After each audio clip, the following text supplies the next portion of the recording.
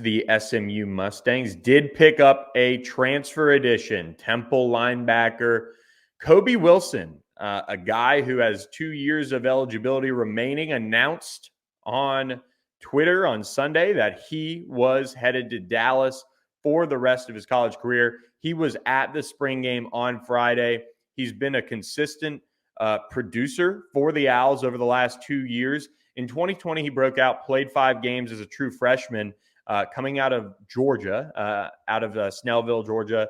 He went to Parkview High School. He was a really highly touted recruit, had a lot of, high-profile offers. Ended up, I think, he ends up going to Temple, but I think his size, he ends up being he's about 6 foot. He's about 220. I think some of those big-time programs opted for bigger, taller guys. That ends up being kind of the case. But a very productive linebacker in high school and a guy that was on the radar very early. I think I interviewed him way back in the day. But in 2021, all 12 games, 51 total stops, 4 tackles for loss, and a sack and a forced fumble. He's had a forced fumble in every year of his college career. In 2022, made 64 total tackles, 38 that were solo, 5.5 tackles for loss, 1.5 sacks, 2 pass breakups, a forced fumble, and picked up 2 fumbles. This is a really nice addition for SMU because you have a guy in Ahmad Walker who's your no doubt starter, and then you have 3 players who have been vying for playing time during spring, and now you can pick up a transfer addition in Kobe Wilson who can factor in right away. I think he's got that ability to play various positions. He could play Mike. He could play Will. He could come off the edge. In a sense, Scott Simons can move him around. But as you see on the film here, he's got that ability to read and diagnose. I think he does a really nice job staying off of blocks. I think for somebody like him, he's exactly what SMU needed. You don't want to put too much on Alex Kilgore's plate, although you expect him to play at a decent clip as a true freshman. This allows him maybe a little bit more time to develop, but it also provides a good bit of competition. They bring in Kobe Wilson, 2 years of eligibility remaining. When Chris Adamora leaves next year, then you have somebody who's got that ability to also kind of, be that, 1 year left guy in the room. So you've addressed it in multiple ways with this pickup of Kobe Wilson, as you see some of the highlights here from his Twitter post with his highlights when he entered the portal. And SMU got on him quickly. He's a guy that they've been recruiting for a long, long time and, kind of kept it quiet. But I can tell you they're pretty excited about him jumping on board, and he'll be able to factor in right away. And I think, what you want from him is to bring him in and he provides competition. He could end up being a starter. And if he does, that means he's probably done a really nice job picking up the defense quickly. And again, he's not the tallest guy. He's maybe 6 foot, 5'11" but he's got that ability at the AAC level to produce and has done that for multiple years now. And in a bad Temple program, I don't know how long Stan Drayton will actually last there, but he's loses one of his contributors on the defensive side of the ball, and SMU is the beneficiary of that. And he's played some special teams too.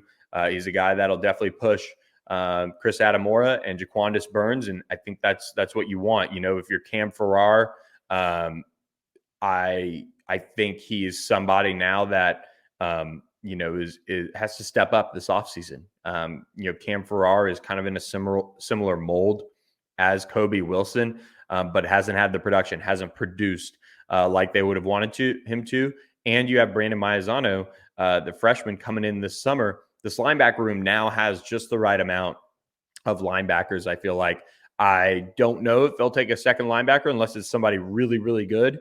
But this is a really nice pickup for SMU in Kobe Wilson as the NCAA Transfer Portal window opens.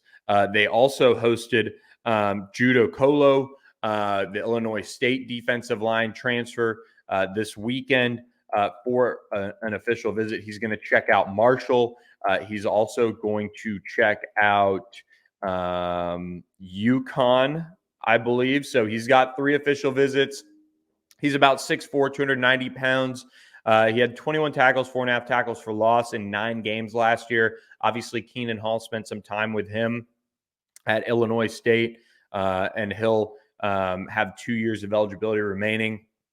I think SMU is going to be in the hunt for multiple defensive linemen, a pass rusher, and a true hand-in-the-dirt guy. And Judo Colo is one of those guys to certainly watch. You know, he did visit.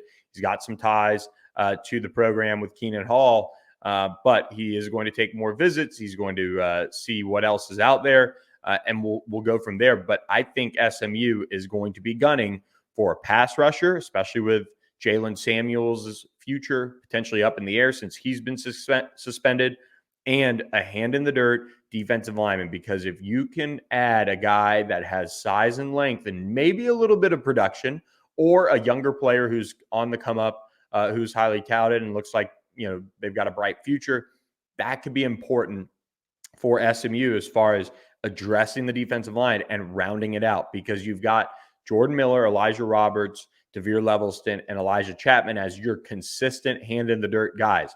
You do have David Abiara, Stephon Wright, Mike Johan Sanjo-Njiki, who have shown some promise, especially Stephon Wright and David Abiara, that they could grow into contributors for you. But they need somebody to really address kind of that backup nose tackle position. If they can get a big body to add to that mix, that would be probably one of the biggest things SMU could do in the transfer portal, you know, when it comes to addressing that need. If they can get that big backup, either somebody who's going to finish up his college career and wants to, you know, play on a winning team, or again, kind of maybe a highly touted younger player, that would be important to really providing that depth. You know, being like if they could get somebody who could give you Terrence Newman like reps, that would not be a bad thing. But you would want him to be like a 6'4", 330 pounder. Add some size, add some length, not just, you know, kind of a squatty nose tackle like Terrence was. So on the transfer front, I do think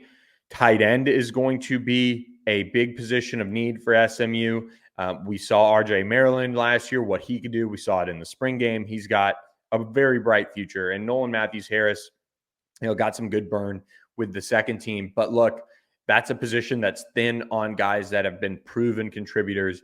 They need somebody that they can also bring in and maybe play as a more consistent blocking tight end. I think that's important. I will note, I saw Trip Reardon, 2023 SMU signee out of Frisco Wakeland, over at the SMU spring game.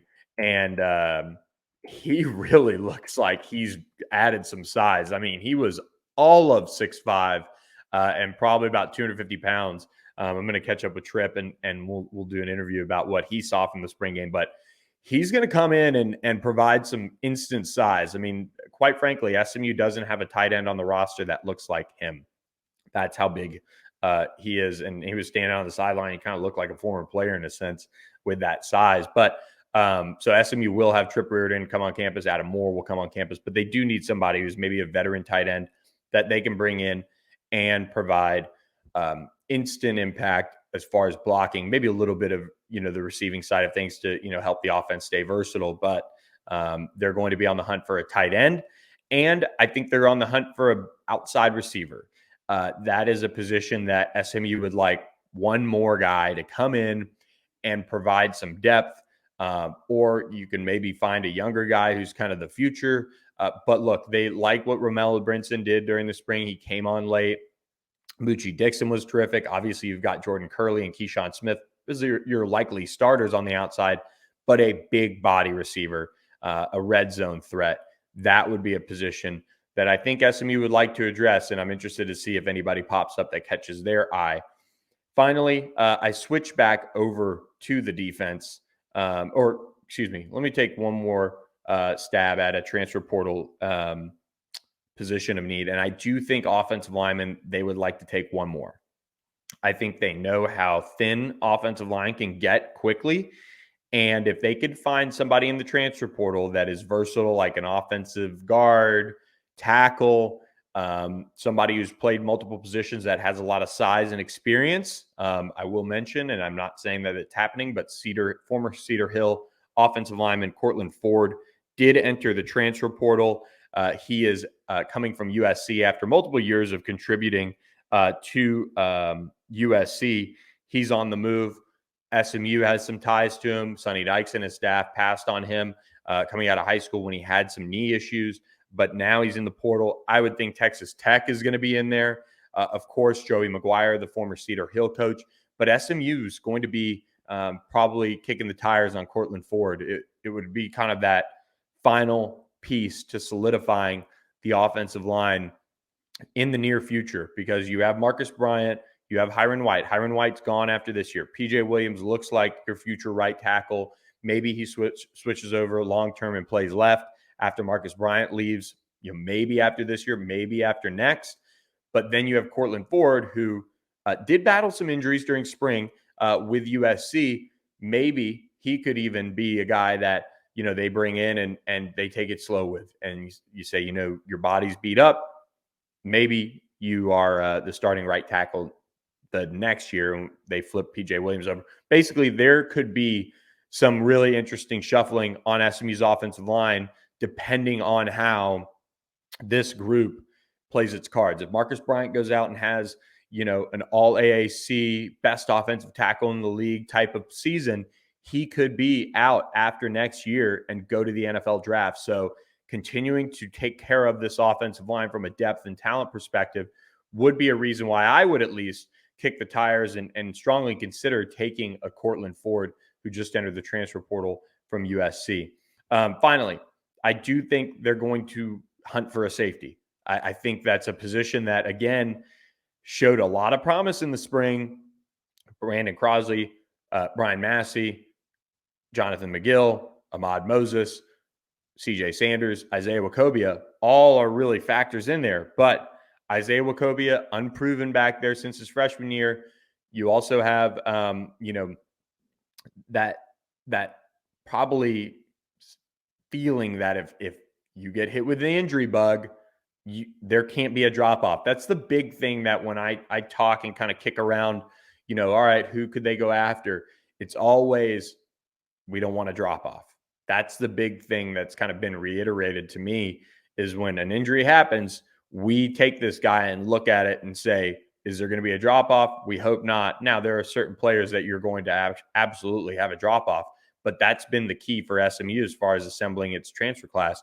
They, from a talent perspective, don't want there to be a drop off. There might be players that need to contribute or continue to develop and continue to find their way. But from a pure talent perspective, it needs to make sense. And I think safety is a position that SMU would see a lot of sense in adding as well. So with that, guys, we're going to wrap up this edition of the podcast. I hope you guys enjoyed it, kicking off your Monday. We'll be back and kind of do a deeper dive on the recruiting front, as well as maybe more transfer portal news. We'll continue to monitor that and see what happens as the portal window is open. It is open until April 30th, and then it'll close back down. And obviously, if you're not in there by then, you have to wait. But they can host guys in May. They can host guys in June. But the goal would be for these guys to be on campus by June. So lots of good stuff to come at ontheponyexpress.com. If you're listening to this and aren't a subscriber, $10 for 4 months ends tonight. Last day of our spring game special. So be sure to subscribe to ontheponyexpress.com, and we will catch you guys later in the week with another edition of the recruiting podcast. So have a great Monday and enjoy the rest of your week, and we'll talk to you guys later this week. Thanks for listening.